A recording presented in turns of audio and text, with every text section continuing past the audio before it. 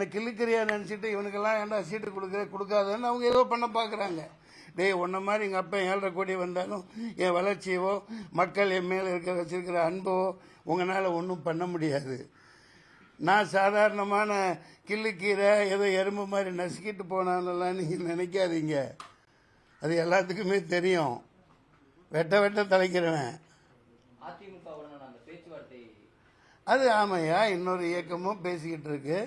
நாங்கள் கொடுத்த கடிதத்தின் பேரில் நிர்வாகிகள் கொண்டு போய் கொடுத்தாங்க, அதன் பேரில் அழைச்சாங்க. அதுதான் அது. அது உண்மைதான் ஐயா. நாங்கள் ஆரணியிலும் போட்டியிடுறோம், இங்கேயும் 5 தொகுதிகளில் போட்டியிடலான்னு முடிவு பண்ணியிருக்கோம். அதற்கு வேலைகளை முடுக்கி விட்டுருக்கோம். எங்கள் பொருளாதார சக்திக்கு ஏற்று வேலைகள் நடந்து போய்கிட்டு இருக்கு.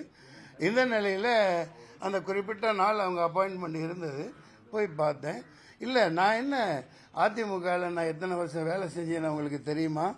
எத்தனை போராட்டங்கள் எத்தனை பிரச்சாரங்களில் கலந்துருக்கேன்னு அவங்களுக்கு தெரியுமா? அதெல்லாம் அவங்களுக்கு தெரியாது. கிருஷ்ணகிரியில் 92வது பொதுக்கூட்டம் அதிமுக பேசிட்டு இருக்கீங்கள, நான் திமுகவினால் அப்போது கைது செய்யப்பட்டேன். அசோக் குமார்ங்கிற ஒரு நீதிபதியால். அந்த வழக்கில் தான் நான் 11 வருடங்களுக்கு விடுதலை செய்யப்பட்டேன். சரித்திரம்லாம் தெரிஞ்சுக்கங்க. முதல்ல அம்மாவை 99 ஆட்சியில் உட்கார வைக்கிறதுல என்னுடைய ஒரு சிறிய பங்கு இருந்தது. அவங்க மகாராணி மாதிரி. அவங்கள போல ஒரு இரும்பு பெண்மணி உலகத்திலேயே இல்லை. அப்பேற்பட்டவங்களை எப்படி தீர்த்து கட்டினாங்க? யார் தீர்த்து கட்டினா? ஊடகங்கள். நீங்கள் தான் பதில் சொல்லணும். இதே இடத்துல இருந்து காலையில் எழுந்திரிச்சு 5 மணிக்கு வாக்கிங் போவேன். 6 தடவை 7 தடவை அவங்கள பார்க்க அனுமதிக்கலை. யார் தீர்த்து கட்டினா? ஒவ்வொரு நாட்டிலையும் ஒவ்வொரு ஸ்டேட்லையும் அந்த ஸ்திரத்தன்மையை கொலைய வைக்கிறது. ஒரு முதல்வரை கொலை பண்ணிட்டு அதை சில்லறை காசா சிதற தேங்காயை சிதற வைக்கிறது, அதன் பயனை அனுபவிக்கிறது, ஓட்டு வாங்காமைய எம்எல்ஏவை 100 கோடி கொடுத்து வாங்குறது. இதெல்லாம் யார் செஞ்சிட்டு இருக்கா?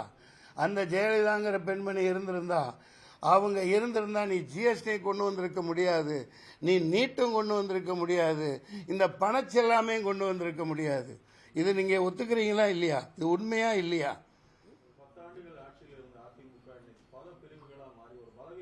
காரணம் என்ன? இப்பதானே சொன்னேன். யார் அது? யார் அந்த இரும்பு பெண்மணியை தீர்த்து கட்டினது? அது பச்சை படுகொலை தானே? யதார்த்தமான மரணமா? யதார்த்தமான மரணமா கேட்கிறேன். இன்னைக்கு இவ்வளவு ஜிஎஸ்டி, இவ்வளவு கொடுமை, இவ்வளவு எல்லாத்தையும் போட்டு வாட்டி வதக்கி மக்களை ஏழையா நாசம் பண்ணிட்டாலும் உங்க எல்லாருக்குமே தெரியும், ஒரே ஒரு ஆறுதலா என்ன இருக்கு? அம்மா உணவகங்கள், அந்த மகாராணி போட்டு போனது. இன்னைக்கு மக்களுக்கு அதுதான் ஆறுதலா இருக்கு. அந்த இரும்பு பெண்மணியின் ஆட்சியை நான் இந்தியா முழுக்க கொண்டு வருவேன். இதை ஒரு சவாலாக நான் சொல்லுகிறேன். சமத்துவம் மிக்க ஒரு ஆட்சியாக அமைய நான் பாடுபடுவேன். எவனா இருந்தாலும் சரி, பார்த்துக்கலாம். மேரா பாரத் மேரா பரிவார் நை, ஹமாரா பாரத் ஹமாரா பரிவார்.